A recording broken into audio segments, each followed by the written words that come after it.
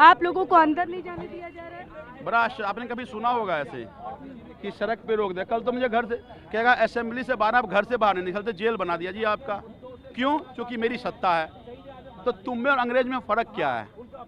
इस देश के क्रांतिकारियों ने शहादत दे करके इस देश को आज़ादी दिलाई कि जो भी सत्ता में आएगा वो अंग्रेज जैसा व्यवहार नहीं करेगा। ये तो अंग्रेज से बदतर निकले। अंग्रेज तो छोड़िए, दिल्ली की मुख्यमंत्री ने इसी विधानसभा में कल कहा, क्या कहा?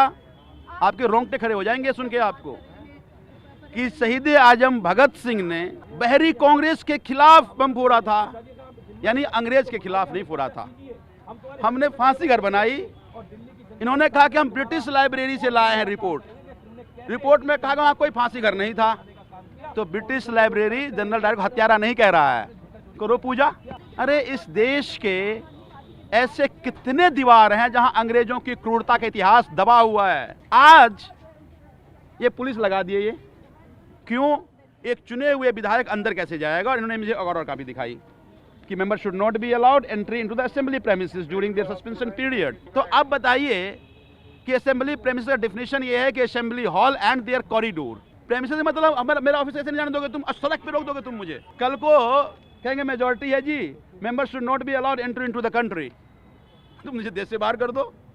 अरे हम चुने हुए विधायक हैं, लोगों ने हमें चुना है इसलिए कि तुम सरकार में हो, तुम्हारे नकारापन के खिलाफ आवाज उठाए। हमने, हमारा अपराध क्या था? हमने ये पूछ दिया कि प्रदूषण का क्या हुआ।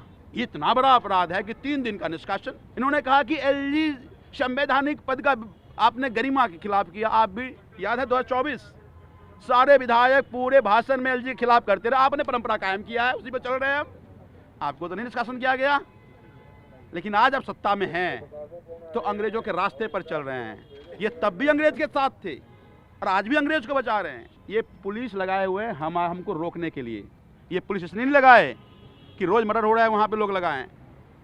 आपने देखा लक्ष्मी नगर में किस तरह से मर्डर हुआ, पुलिस के सामने हुआ, लेकिन बीजेपी रसूदार नेताओं के साथ उसके फोटो से कुछ नहीं हुआ उसका। कैसे क्राइम रुकेगा दिल्ली में?